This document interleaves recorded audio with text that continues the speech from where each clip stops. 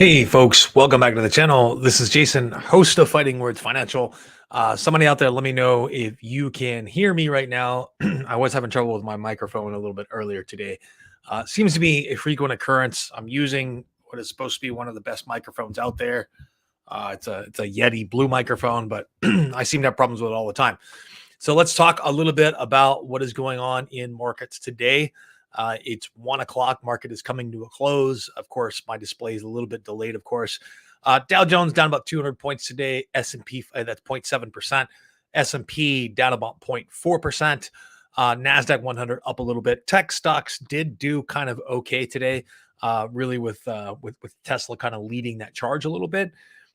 Did want to address a few questions that I got even before the live stream kind of went public here. You guys can always do that. Like if you're waiting on the live stream, you want to just put something in so to make sure that I kind of look at that. That's fine. Did want to remind you, of course, that the super chat features are on. If you folks feel so inclined, I would appreciate that. But today I am going to focus, after answering some of these initial questions, on the EV industry, and we're going to look up at some of the roundup of news here. And there is a conclusion that can be drawn from what's going on with all of the EV startups that are out there right now. It's not the doom and gloom that people think. There's a very good reason why there's some reorganization right now. There's cost cutting, and it doesn't have anything to do with demand. I can tell you that, and I'll talk about what I mean by that. So first of all, let's talk about a few questions here. Epic Hamster asks about Hylion. So Hylion is a company that I covered early, and I did a really deep dive on the company when a short report came out. It is looking right now, though, it is kind of a failed IPO. Like most IPOs are actually kind of failures. If you look at the company 2 or 3 years down the line, usually it's below that IPO price. So this is not really a surprise, but for it to have fallen as much as it has, a lot of that has to do with the lack of news coming out about Hylion. I love the idea, love the engineering tech behind it. I love the idea that they are fuel agnostic when it comes to their Hypertruck ERX, meaning they could be a battery operated vehicle with a renewable natural gas generator or a hydrogen fuel cell. I love the idea of their hybrid technology, which doesn't appear to be working out in practice as well as it looks in paper. But I am really taking a look at this company and lately, and there just doesn't seem to be a ton of information out there. So I'm not really going to be covering them in depth today because nothing has essentially changed. Their Hypertruck CRX is still basically in testing. They have a few models out there. They're not in production. And their hybrid model, or the hybrid engine they put out, of course, which is basically just a rear axle battery electric kind of thing there, is not working out with the degree that they kind of stated it would at first. And they haven't sold as many as I originally thought they were going to sell. So a couple of things that are disappointing in that respect. So let's get to kind of a pertinent question today, which is something that people aren't really talking about, but maybe they should. And to be able to put this in perspective and understand what is going on. Can you talk about the strength of the dollar? I don't really understand it. What are the implications on a globally diversified portfolio? So a real quick and really good breakdown on this is the strong dollar advantages and disadvantages from Investopedia. And I suggest highly that you go take a look at that. And it gives you sort of the basic idea of what's going on here. So the real issue right now is the second follow-up question here is, I thought that inflation and the dollar are inversely correlated. So internal to our economy, inflation and the dollar are certainly inversely correlated, meaning the higher inflation we have, the less purchasing power your dollar has. But remember, internationally, the dollar floats in value against other currencies, and certain things about the US economy make us very attractive to other sovereign wealth funds and large investors. And largely that has to do with our ability to pay back our debts, our history of doing so. There's only a few countries on the planet that have never defaulted on their debt, and the US is one of those. So as investor interest in, domestic investor interest in US bonds really declined over the last couple of years and really have just absolutely gotten crushed in the last year or so. I think this has been the worst 12 months in fixed income history. There has been an uptick in buying on the international market. And It's not because we're so great. It's because everyone else looks so bad. But also, inflation is a global phenomenon right now. As the US dollar is losing purchasing power, so are currencies of other countries losing purchasing power as well. We're looking at in the UK, inflation is running at north of 9%. In the Czech Republic, it's running at 11%. In Turkey, it's running well into the double digits, way over like 10%. I think it's running at like 20%. In China, they haven't put out an official number in a couple of weeks, but it was over 8% there. That may not have actually been an official number, but essentially every economy on the planet is facing inflationary pressures right now. Now, this doesn't have a lot to do with what people who involved in politics would like you to think. It is not simply the U.S. government printing money. And if you think about it, a lot of that money is evaporated in a couple of really interesting ways over the last couple of years. And a couple trillion of that alone has just been the reduction in U.S. government spending, the ending of pandemic assistance, the roll off on the balance sheet for the Federal Reserve that started back in May or June. And additionally, there's $2 trillion that has evaporated from crypto markets in the last couple of months and in the stock market as well. Those are anti-inflationary pressures that are going on right now. And yet still we have rising inflation. In most cases in history, in almost every case in history, since World War II, at least, not every case in history totally. There are a couple of unique cases. And I'm kind of nerdy when it comes to this topic, but one of the longest and most sustained periods of history where we saw inflation was, I think, somewhere in the 1400s, when a very wealthy emperor of a West African kingdom that was just awash in gold decided he was going to make the Hajj. He was going to travel from Western Africa. And I think he was in Ghana. I'm not sure which empire that was in that time period, but he went from Ghana, traveled along North Africa. He dumped so much gold into North Africa that there was inflation in North Africa for almost 100 years after that. And that is one of the weird cases in history where inflation occurred that wasn't a result of a supply crisis. But every inflationary event that we've had since World War II has really been about a supply crisis. It happened in 1946 to 47 when all the American GIs came home for the war and started spending money. It happened again in 1950 in the run-up to the Korean War, where there was panic buying of things in anticipation that we were going to see limitations on what you could buy and rationing again. And again, at the end of the Korean War, there was another little bout of inflation. And again in the 1960s, after we had sort of a sustained economic boom between 1966 or so and 1970, we basically saw the economy overheat. We're at full employment, wages started rising, and demand crept up. We started to see inflation again from 73 to 82. A lot of that had to do with the oil crisis. We were being punished politically for the United States and the West were being published politically for taking the side of the Israelis in the 1973 war. And there was an oil embargo imposed on us. Energy prices, of course, caused prices to spike all throughout the economy. Some of that is what's happening right now. But I think more importantly is just the fact that supply chains have not recovered from from COVID disruptions. We're still seeing COVID disruption in China, which is basically the factory for the planet. I want to believe that this is going to spur some sort of change in domestic manufacturing. We're going to see some of that reshore and come back home. But I'm not sure that's what's in the cards, largely because I think a lot of American companies are afraid of investing in that manufacturing capacity, knowing that once a cheaper product is available from China or Pakistan or India, that's what people are going to buy. So, but the bottom line is that you are correct that it is inversely correlated to inflation within the context of your own national economy. But as the dollar floats against other currencies, you're going to see things change. And U.S. currency is increasing because U.S. financial products are really attractive to foreign investment right now. And there's actually money flowing in from outside of the United States. So a couple of the advantages of the strong dollar is that traveling abroad is cheaper.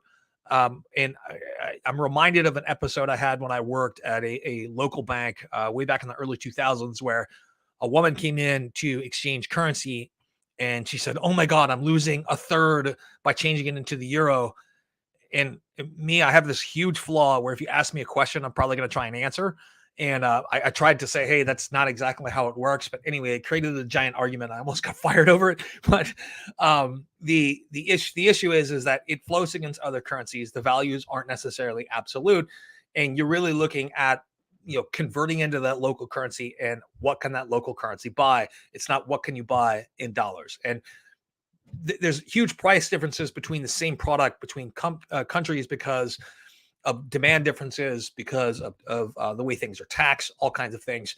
But when the dollar is weak, it's really good for U.S. manufacturers and U.S. exporters because it makes our products cheaper overseas. But it does make your trip to Europe quite a bit more expensive. Your trip to wherever you're going quite a bit more expensive. When we have a strong dollar, it makes imports cheaper. Now, right now, we have a couple of things interfering with cheaper imports. Number one, of course, is supply chain chaos. Number two is the sort of weird tariffs regime that we still have that I think we should probably get rid of, and that would do something at least to help abate inflation. And it's not actually helping us win a trade war against China. We actually don't have a ton of leverage against China in terms of a trade war. So, so that's just kind of the bottom line. Take a look at this page. Just gives you a basic outline here. How the strong dollar works for us in terms of advantages, how the strong dollar works for us in terms of disadvantages. Exporters suffer, U.S. businesses, companies conducting business abroad are hurt, and emerging market economies are negatively impacted. But what's going on right now really is the demonstration of how one national currency floats against another, and how in times of crisis, even if the reserve currency country is in crisis as well, as long as the crisis is global, you're probably likely going to see that currency increase. That's happened in the last couple of financial crises. And I always hear the inevitable dire predictions that the US dollar is going to collapse. In a lot of ways, the US dollar is more likely to begin that sort of crumbling of value when the global economy looks a lot better. So, the economic theory predicts that currency fluctuations will eventually revert to a mean, though, since cheap foreign goods should increase demand for them, raising prices. At the same time, domestic exports are going to fall as the dollar increases in demand, and those items are going to decline worldwide until ultimately some equilibrium level is found in that exchange. And this is one of those special considerations you should take a look at there. So that's all I'm going to cover on that right now. And I'm going to take a look here at the EV industry, and let's talk about what's going on here. So big news. So I've talked a lot of smack about Elon Musk lately. It doesn't mean I don't respect the man and his intelligence. It doesn't mean I don't respect his business ability. But Elon Musk says that Lucid and Rivian are tracking towards bankruptcy. So that's actually true. If you look at the history of most automakers, that would actually be true. But it's also, if you were looking at Tesla in the sort of same stage of development that that Rivian and Lucid are in right now, you could have always said that about Tesla, that they were tracking towards bankruptcy. And in fact, if you Google Tesla bankruptcy in every year since like 2012, there's been somebody writing an article about that through about 2019. And that's kind of when those articles stopped. You will also note that in that same time period from, say, 2012 to 2019, for 7 years there, every single year, Tesla either had a secondary offering of stock or they offered convertible bonds, which were then converted into stock when the price rose. And a lot of times they were zero coupon convertible bonds, meaning they weren't paying any interest on those. And that is how they continually raised money in order to survive, because they weren't doing it on profitability, right? They had to ramp up production, cut costs, and get to profitability. And when we take a look here, what he's saying, he says, Musk is saying, unless something changes significantly with Rivian and Lucid, they will both go bankrupt. They are tracking towards bankruptcy. I hope they can do something, but unless they cut their costs dramatically, they are in deep trouble, and we'll end up in the car cemetery like every other, with the exception of Tesla and Ford. So let's put that in perspective here. Between, I wouldn't even include Tesla in this group because they're a newer car company, but when we put Ford in the group where they started, meaning they were started between 1900 and 1940, Just in the United States alone, there were 1,600 auto companies that were founded in that time period. Every single one of them went out of business. If you know of a brand name that's still around, like Chrysler or GM or something, or Pontiac or whatever it is, those companies actually went out of business and had to be reorganized at one point. Ford is the only survivor, and they only just barely survived 2001. They only just barely survived 2008. And a lot of that was with government assistance. And of course, Tesla also survived 2008 with government assistance. Both companies end up paying back their loans with interest. I know some people are really impressed by that. I'm not. It's a loan, so you're supposed to pay it back with interest.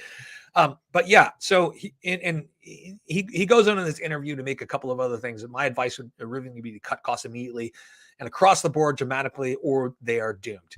So Electrek says, obviously he's technically accurate, but I think the comments lean a lot more nuance, and that is absolutely true.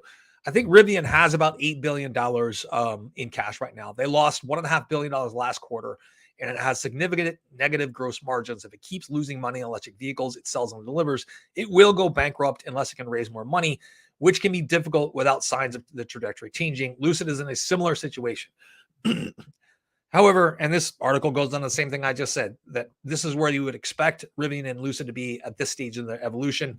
Tesla was in a very similar situation around the same time. Tesla was losing money and relied on raising more capital for a long time before it got costs under control. That took about 7 years, right? The biggest difference, especially when it comes to Rivian, is that they were doing it on a bigger scale than Tesla.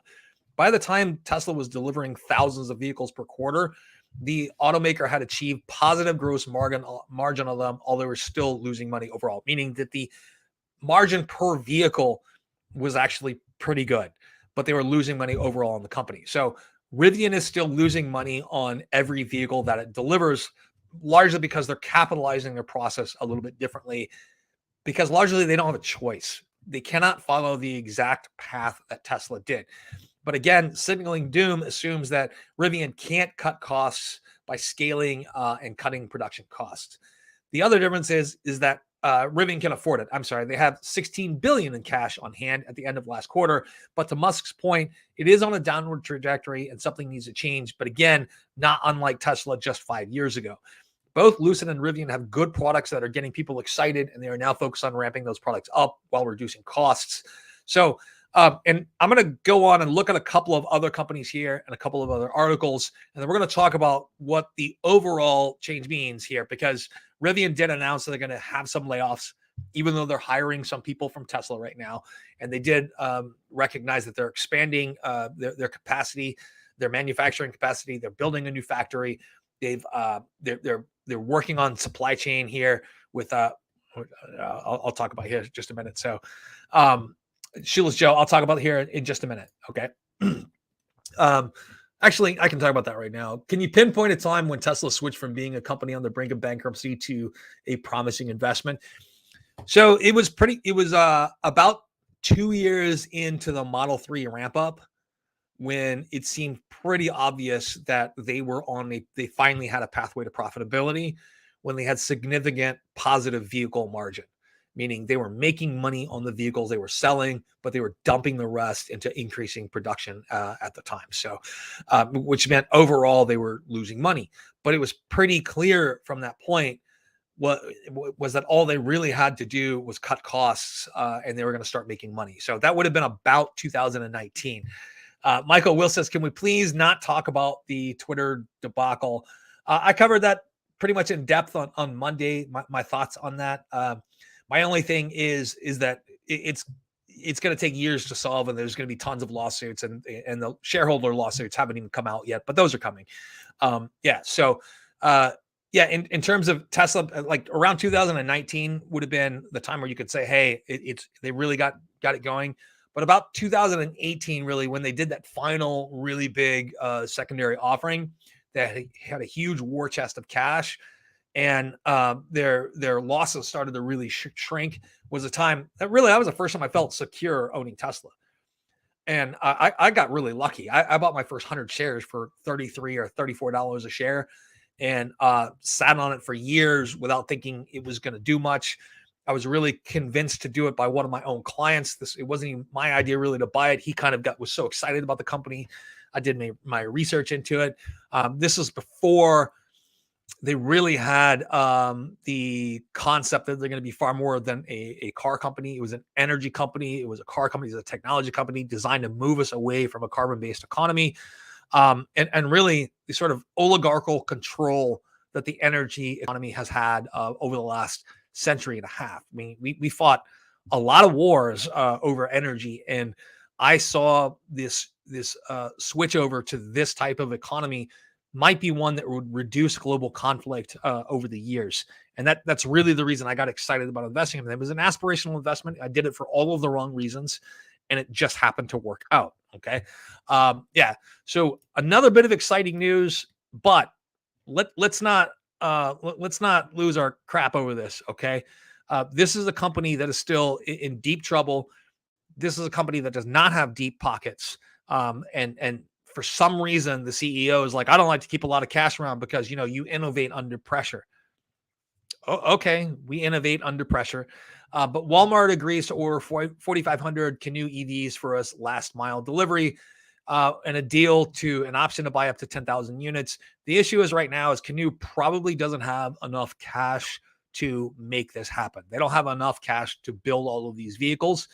And the deal doesn't specify this huge injection of cash. Now, I am hearing that there is some additional deal out there and I saw an article and I couldn't find that again right before the broadcast here, that there is something else in the works with a convertible note, and there would be about $1 billion of extra funding going into Canoo. Now, this company was on the short list, or at least rumored to be in negotiations with Apple at one point to work on the so-called Apple Car or iCar.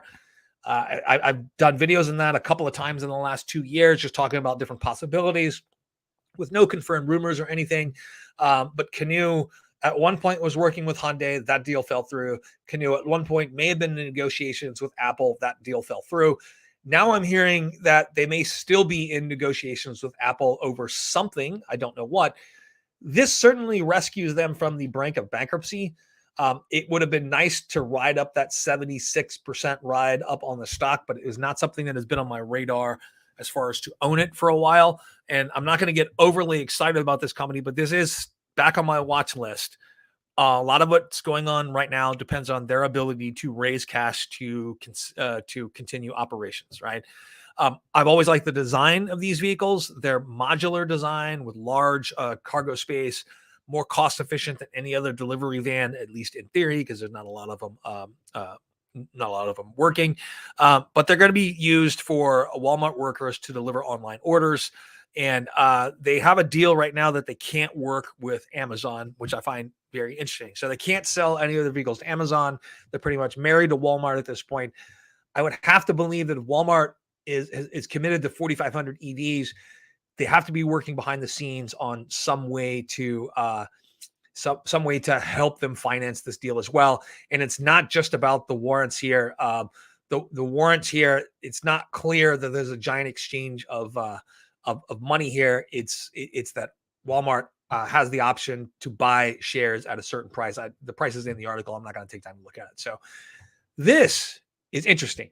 All right. So I have been, by the people in my Patreon group, I've been pointed in the direction of a couple of threads when it comes to Lucid, and the Lucid people on Reddit and the Lucid people on various other message boards tend to be a bit unhinged about the likelihood of Lucid success.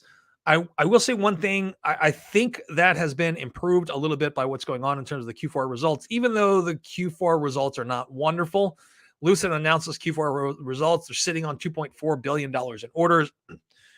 This is just like any other EV company that's sitting on orders that haven't been delivered yet. A lot of these people are going to end up buying something else, and they're not going to buy. They don't have $2.4 billion in orders.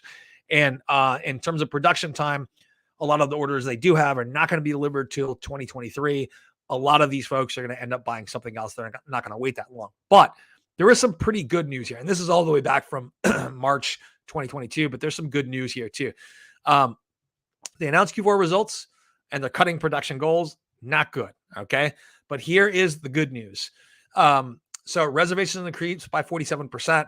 Like I said, not enormously positive about that. The price point of Lucid is pretty high. I think it's like $170,000 or something like that.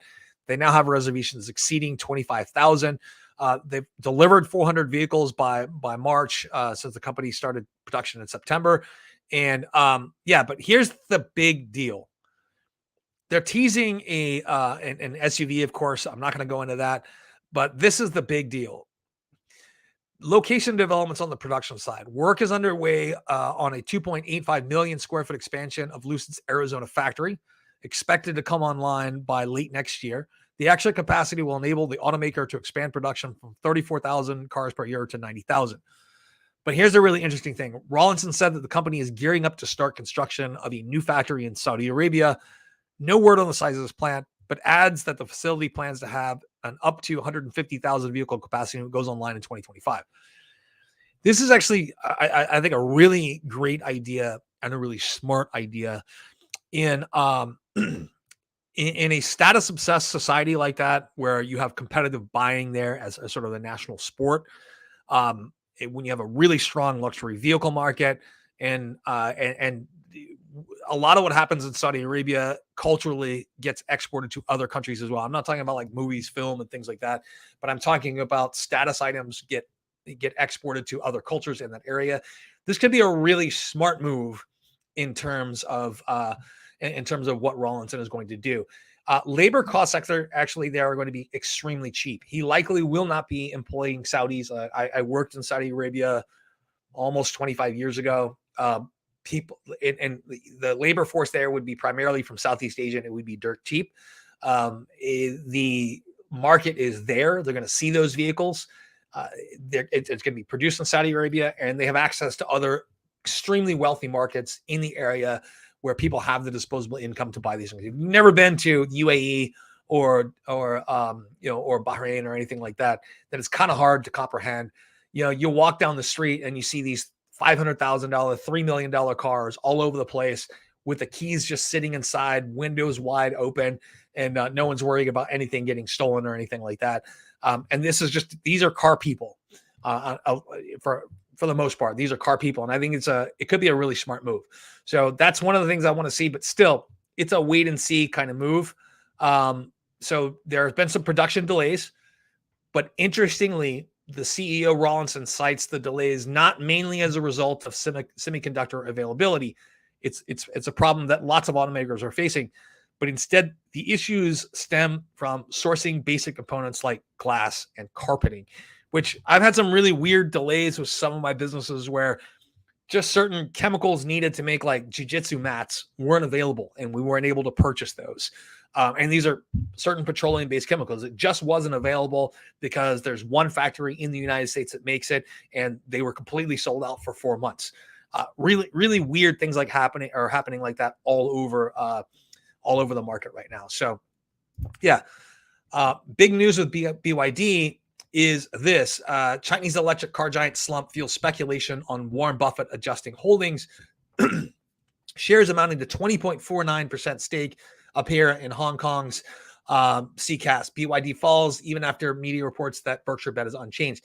So there are a number of different reasons why this would have been put on, these shares would have been registered. One of those big reasons is that Warren Buffett is thinking about adjusting his holdings, although he hasn't really given any indication of that yet. But let's remember that Warren Buffett is a value investor. He's trying to get $1 worth of value on sale for as little as possible. His theoretical holding period for anything is essentially forever, but he does tend to sell stocks when he feels that they have reached full value. I cannot believe that based on his original investment in the business was really based on the battery business. With BYD starting to sell their battery cells and their blade battery technology to a half a dozen manufacturers in China, and they're going to start selling to Tesla relatively soon, at least their battery cells. I cannot believe that he thinks that this company is fully valued at this point. So it may be that those shares are going to be leveraged to buy something else. I don't know.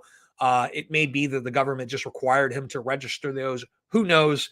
but I do not believe that he's thinking about adjusting his holdings. Okay.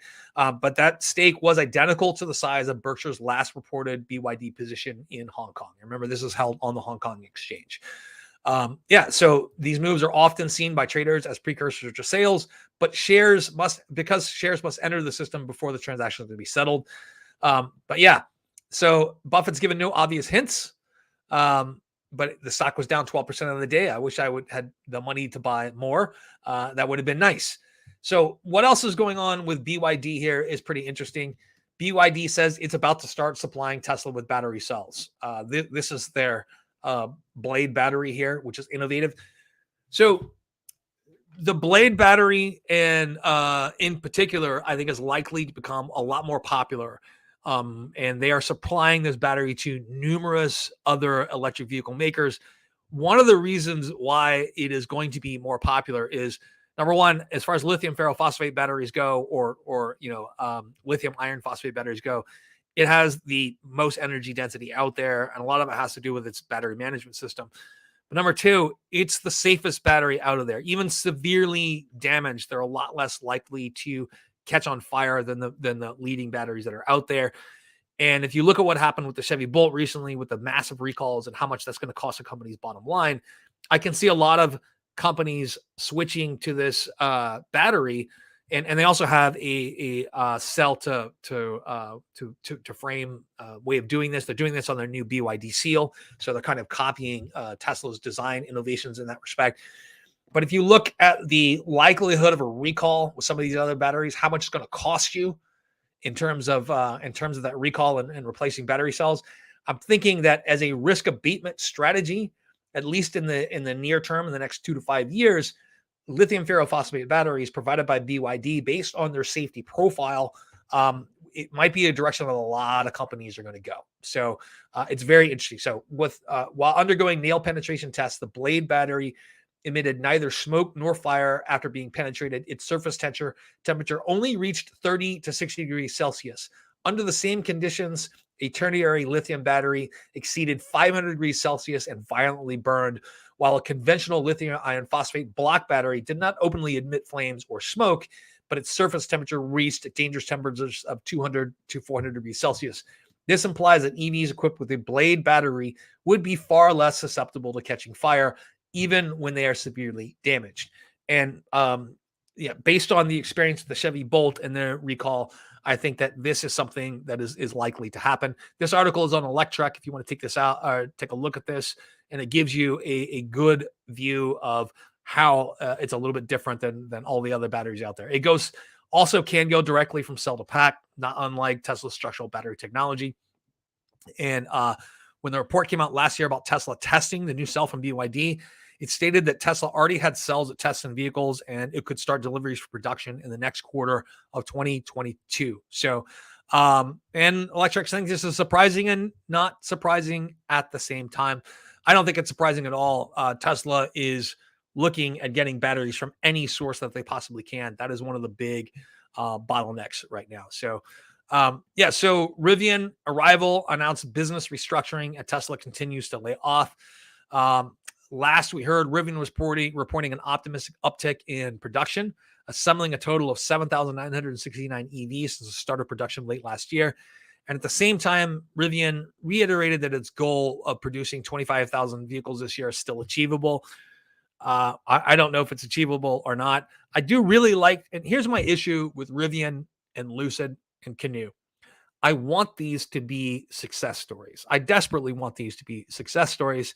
So I tend to be additionally skeptical over them, because when you really want something to be true, you tend to ignore evidence that is counter to that. So when you think about investing in Rivian, think very hard before you commit your hard-earned dollars to this. And we're going to go over why here in just a minute, okay? We're going to talk about why that is. According to a recent report that Scaron sent to employees on Monday night, alerting them for plans for a Brink on Friday to discuss potential layoffs, Rivian plans to suspend certain internal programs as a part of restructuring the company. Arrival has also announced a reorganization of business. This is a company that I don't know a ton about, largely because they're not producing a lot yet here in the U.S. I have looked at their manufacturing strategy and I find it very interesting, although I don't know if it's going to work. Interesting about Tesla layoffs, though. Tesla went from 10% down to 3% is what they're saying they're going to lay off. And a lot of those folks that have already been laid off are finding jobs in Rivian. So funny enough, a survey of 457 recently laid off employees showed that many of them have already moved on to Rivian and other smaller EV companies. So very interesting. All these companies have capital. And here's what's going on with the market here right now. A quarter of Americans say that they're likely to buy an EV next as sales jump. Let's say just half of those people buy an EV. That is still an enormous increase in the amount of electric vehicles on the road. So we're already at roughly 12% here in California. About 12% of all new vehicles sold last year were EVs. I expect that to tick up this year and be a little bit higher, probably a lot higher, because many, many more models of vehicles are electric vehicles are available here. And people are seeing that in terms of your daily commute, the EV is perfectly adequate. Your fuel costs are going to be about a third of what they are with a gasoline vehicle, and over time, your maintenance costs are nil, right? Yeah. So there's also some interesting news going on with battery chemistry. I know it's a topic that not everyone likes to talk about, but I want to research that a little bit more before I talk about that. Panasonic is an old, stodgy, very conservative company. They don't make pie in the sky sort of claims that a lot of these younger startups do, but they're saying that in 8 years we're likely to see a 20% increase in cell density just with traditional cells based on incremental improvements. We're also going to see the price decrease by about 20% as well.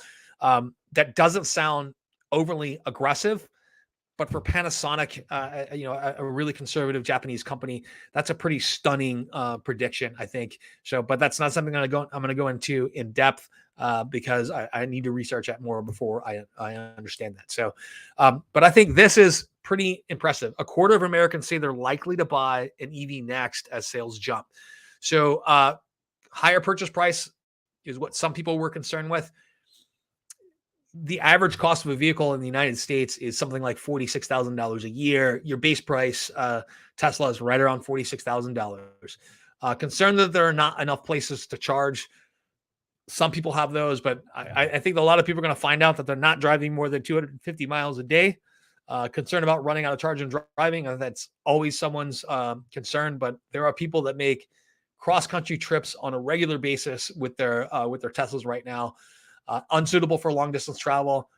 Supercharger network covers almost the entire United States now, and your app will actually plan out the cost for you. The high cost of battery repair or replacement. Batteries are routinely lasting up to 300,000 miles now. Routinely. That wasn't the case 10 years ago, but now they're routinely lasting up to 300,000 miles. With the Blade battery, they are estimating that you're going to get about 728,000 miles out of that battery, which is well, for most people, that's more than 10 years of travel, right? It's about 1.2 million kilometers with the Blade battery. And it's largely because just the difference in battery chemistry. That lithium iron phosphate battery is going to cycle somewhere between 2,000 and 4,000 times. Even the lithium iron phosphate block battery that I use to do a lot of things on my boat, it is far superior than anything lead acid. It's half the weight, double the energy density, and it lasts a lot longer. So, yeah. So let's answer a couple questions here. Why would it matter if Berkshire sells some of their stock? BYD will do well without them. Yeah, it's just an indication that either Buffett would have thought that the company has reached full value or that he has lost confidence in the company. I don't think either one of those is actually true. I don't know why those shares were registered, but there could be a number of reasons why. He may want to put them up as collateral for another purchase or something like that, or he may have simply been required to do that. The company may have simply been required to do that by the Chinese government. Or the Hong Kong exchange. There are a number of different reasons why that could have been done. But yeah, it did cause some investor panic. I mean, he's a celebrity investor. If they think he's lost confidence in a company, then the stock price goes down. That's simply the way it goes when it comes to. It's one of the reasons why I like Warren Buffett. He's a lot more careful about what he says about politics. He's a lot more careful about what he says about the economy and what he says about the individual companies that he's invested in. He doesn't play loose with other people's money, because that's what he's doing in his case. He's not investing his own money. Like, yeah, a lot of it's his own money, but he's also investing other folks' money. He is managing an investment, people that own the shares of Berkshire Hathaway. And that is something that he never loses sight of, unlike a lot of other celebrity CEOs and investors. He never loses sight of the fact that his number one goal is not losing money. His number two goal is not forgetting his number one goal. And his number three goal is making money over time in a relatively conservative manner. So what are current EV subsidies like in the US, and do they vary state by state? Yeah, let me see if I can answer that. I don't know that completely off the top of my head right now. So there is a national subsidy that is really a tax credit that you get from the federal government. And each company has a certain number of those. And Tesla has exhausted all of those. And they did that some years ago. So if you buy a Tesla, you're not getting that subsidy, right? They're still outselling all of their competition. Now, if you go and buy like Hyundai or something, or GM, they have not exhausted their subsidies. So you still get that tax credit. And that's at the federal level. So for the entire country. And that puts Tesla at sort of a disadvantage right now in respect to originating new sales, because it makes their vehicles cost more. Now, when you get down to the state level, some states have subsidies and some have none at all. California, where I am, still has an EV subsidy. It looks like that's going to get extended and extended and extended. Market penetration here, at least in Southern California, is actually pretty big. Like I would say that just on my drive to work, 1 out of 10 cars is an electric vehicle. And I see, especially, I have a Facebook account. I don't really use it, but every once in a while I go on there and I peruse the account, and I see a lot of people posting what they think are memes or cases against EVs. And what they don't realize is that this revolution has actually already been won. The electrification of transportation is a done deal. It is happening, and you can't stop it. The only question is how are we going to store energy from a greener grid? And I think that the big answer to that is going to be the new tons of new energy storage technologies coming out. And it's not necessarily just green power. It's not just wind. It's not just solar. It's not just geothermal. Whatever we decide to use, is how do we store that energy when those things aren't necessarily working, and how do we intelligently use peaker plants to back up the grid or to load up storage? And that is going to be the real question in the future. And how do we modernize electrical grids to handle all of the new EVs? Like, I hear ridiculous things all the time, like 3 people on the same street can't charge their EV without crashing without crashing the electrical grid. That's got to be one of the dumbest things I've ever heard, because basically your home vehicle electrical charging port runs off of your 240 volt circuit, which is what you run your dryer on. So you're telling me that 3 people on your block can't run a dryer at the same time without crashing the grid, right? These are the dumb arguments that I hear all of the time. And the other thing is, what's going to happen to all the batteries when they need to be recycled?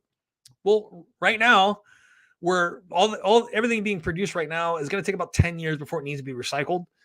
Once those batteries come out of vehicles, they still have a very useful life in terms of energy storage in a stationary position where your density demands are a lot lower, meaning you could take the cells out of a battery pack, stick them in a mega pack for grid level storage or something like that, and they still got another 10 years of life.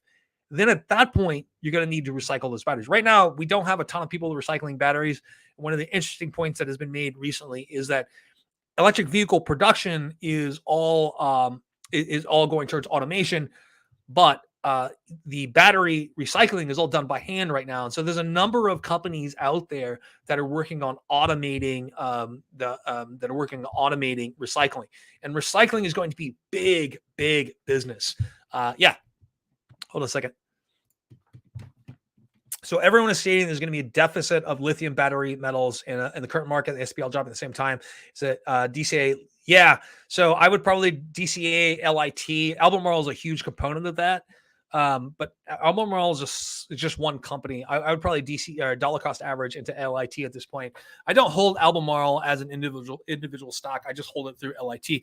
But lithium is not going to be the only metal that's used to build batteries. We're likely going to see a surge in sodium ion batteries and possibly potassium ion batteries.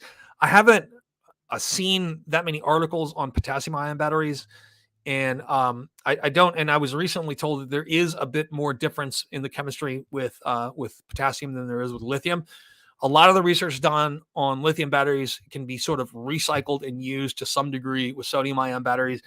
And in terms of things like cell phones, watch batteries, your earbuds, all that stuff, we're likely to see those switch over to being sodium ion batteries here in the future. And then there are alternative chemistries and energy storage methods out there that's no one is talking about right now because no one understands. and there's tons of research that's being done out there right now. But the lithium battery metals, so supply constraints right now are on nickel, manganese, and cobalt.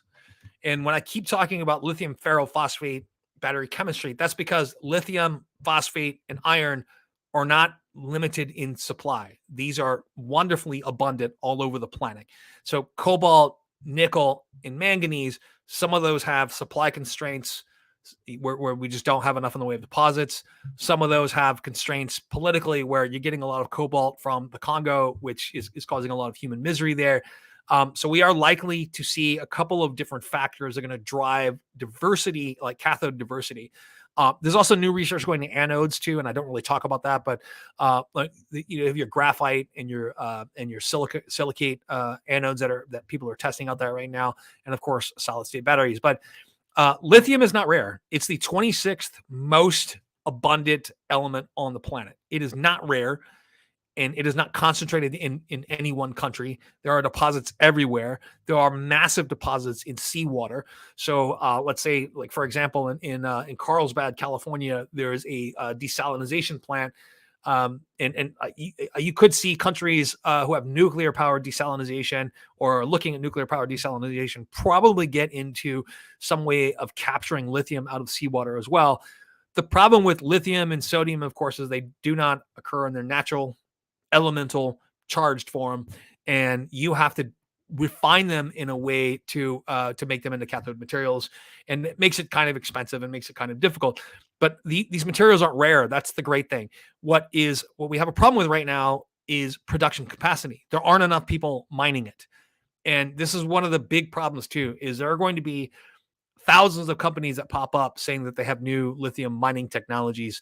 Most of these companies aren't going to work out. Just like out of the 18,000 cryptocurrencies, all but 4 or 5 of them are going to fail. I think that out of the thousands of lithium companies that pop out, you're probably going to see about a dozen that are really successful. They end up buying everyone else for pennies on the dollar, and most other people fail. So, yeah.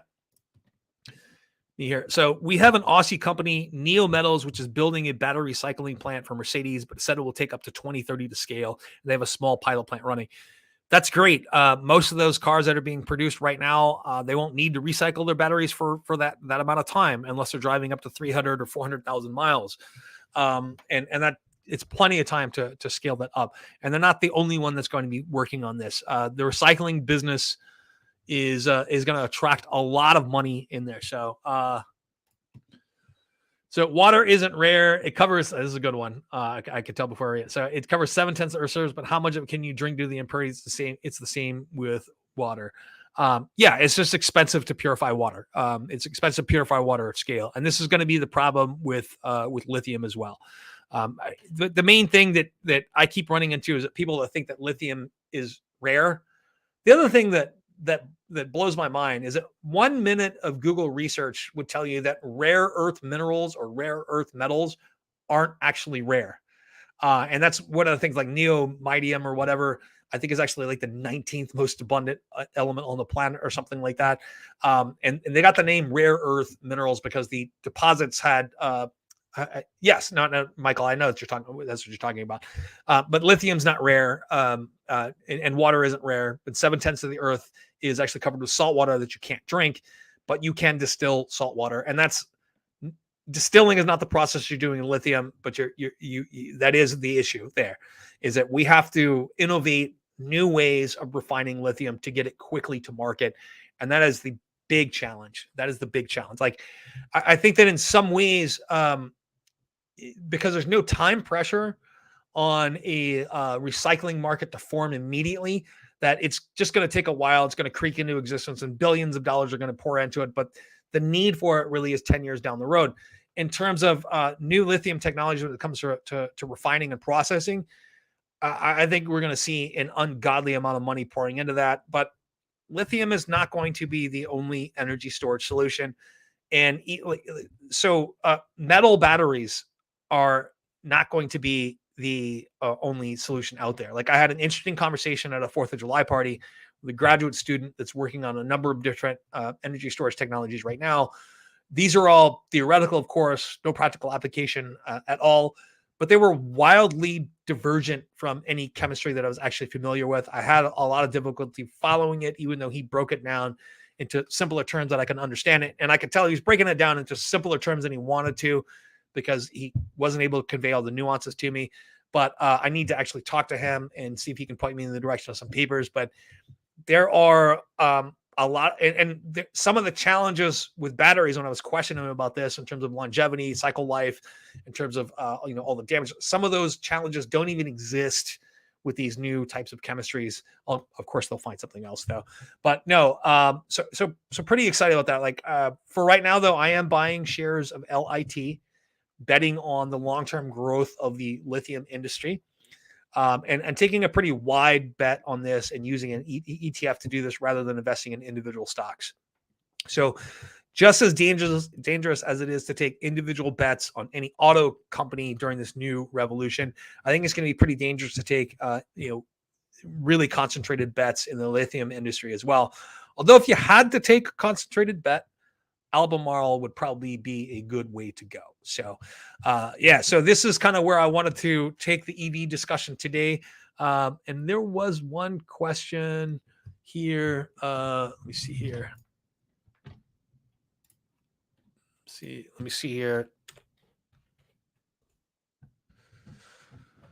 So Polestar. Yeah, so Polestar has actually kind of been the quiet success story, especially in Europe. They really had better sales than I thought they would. I read an article on this this morning. They're not talking about it that much, but they are sort of a real success story. They've grown their sales by 125% year over year in their last quarter. But beyond that, though, they have a lot going on in terms of support from their parent company. They have a lot going on in terms of support from their host country, in terms of, and I think it's Sweden where they're from. But their parent company, of course, Geely from China.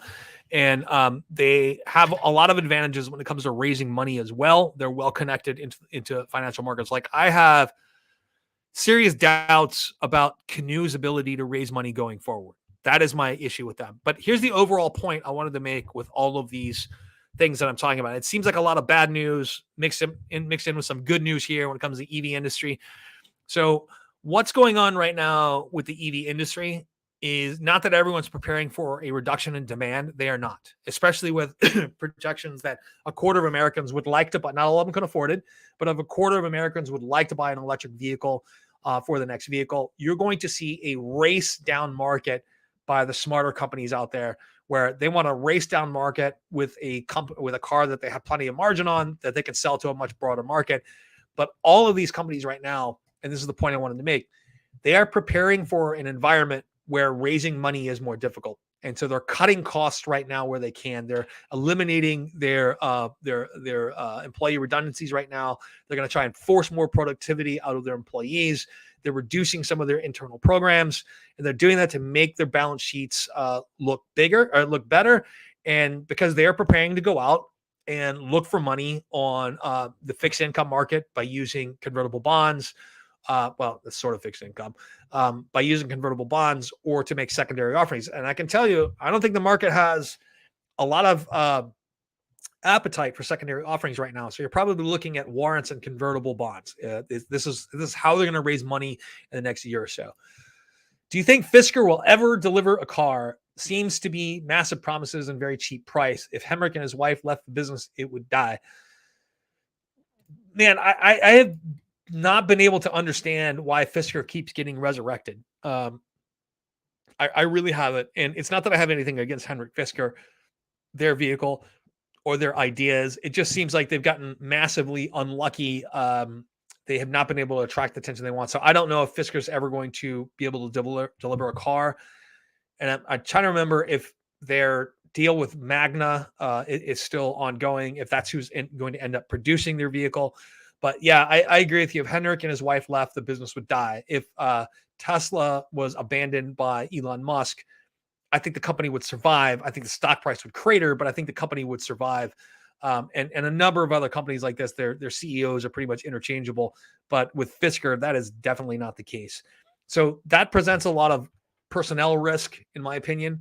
I'm not invested in Fisker at all. I've covered them briefly on my channel, but largely, so I've avoided covering a lot of companies in depth and taking a position on them just because there's so much uncertainty here. So I like to cover the facts.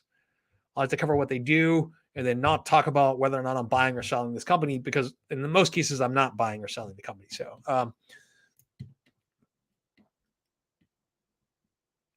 So what do you think about Arrival's proprietary composite body panels, which are supposedly easier to manufacture and recycle, also damages will this attract commercial customers? I've only read a little bit about that, and it was just kind of a cursory glance at that. So the problem with proprietary composite body panels or proprietary anything these days is that patents are pretty easy to circumvent. And if the idea really works out, they're going to be competing with like the Dana International, the Magnas, and everyone else that is an auto body component manufacturer who's been in business for 100 years and has massive capacity. So I would, and I'm not a patent expert either, because that's one of the things I took a look at, like was the Dragonfly printer last year with Nano Dimension, and it was like, oh, they have a patented dielectric ink, and I was absolutely unimpressed by that, because patents are easily circumvented. By the end of the year, 4 other people had brand new patents on that, and they had 4 new competitors. So that's not something I'm tremendously excited about, unless it really is something that's proprietary that can't be manufactured and can't be easily circumvented. And the bottom line is, I actually don't know the answer to that. So I'm going to reserve judgment on that until I take,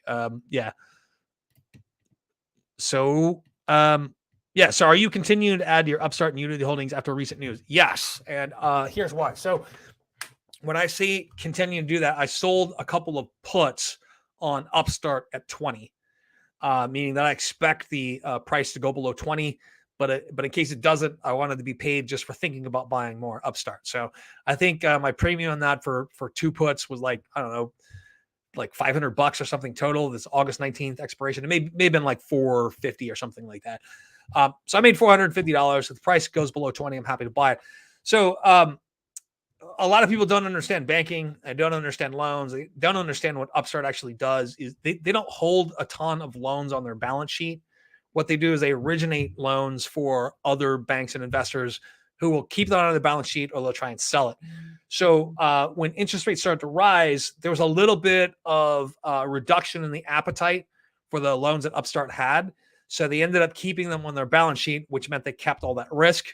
So they ended up selling some of those loans out at a loss, right? They really make their money on loan origination fees, though, not on the interest that's paid on the loan. So they ended up selling some of those at a loss, and they reduced. So now you have a company with plenty of cash that is that has a light balance sheet in terms of the risk that's on there, and they're still generating a little bit less, but they're still generating plenty of income. So the loss that you see coming forward, or reduction in profits really you see coming forward, is not necessarily a one-time thing, but it's a smart move on their part, and it keeps their balance sheet relatively nimble. So Unity Holdings, I just read about the potential merger today. Look, I like the idea on paper so far, and I understand why. Typically, when you have mergers, the company that's being acquired goes up, the acquiring company goes down. I wasn't expecting Unity to go down quite as much as it did. And I think just has to do with general volatility and timing in the market right now. So I'm not adding to Unity right now. I'm kind of reevaluating how much concentration I really want in Unity and Roblox. I'm down in both stocks right now. I'm definitely considering adding more Unity though, especially at these price points. But Unity is one of those companies I see an enormous long-term future with. Roblox, I have like 400 shares of Roblox, and I'm still on the fence when it comes to them as far as what their future actually looks like. But Unity is one that I have a lot more confidence in, as their developer platform is really a thing of beauty. And the more people I talk to that use Unity's development platform, the more I realize that it allows people that really aren't the best developers themselves to use the tools that Unity provides to create a great product.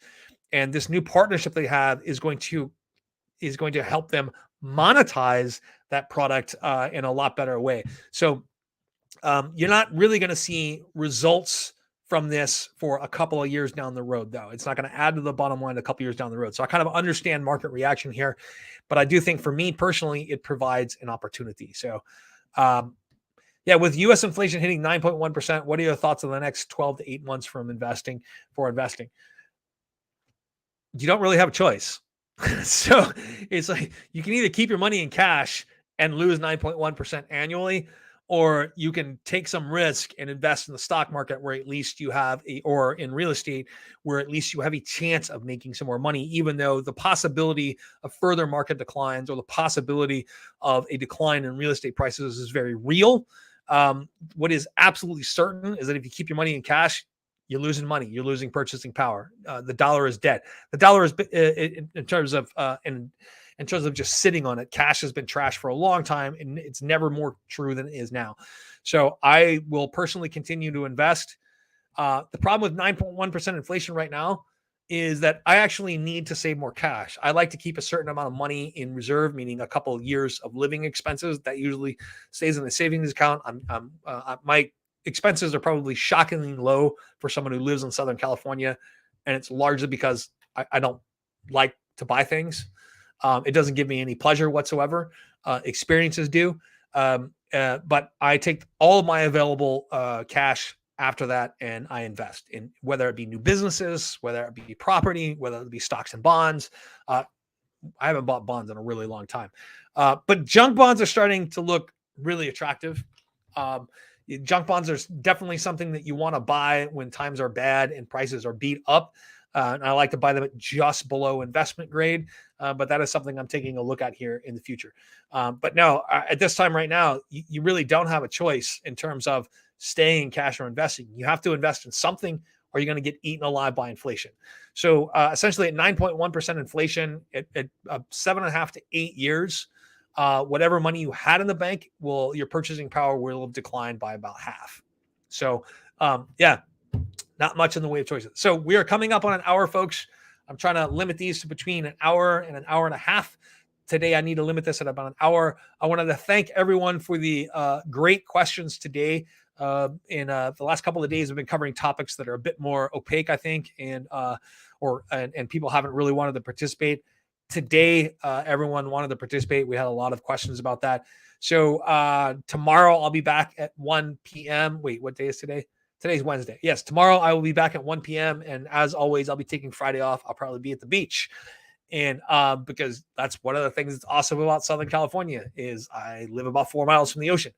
And it's always 75 degrees and sunny here. Anyway, I'm going to enjoy the rest of my day. You folks enjoy the rest of your day, and I will see you tomorrow.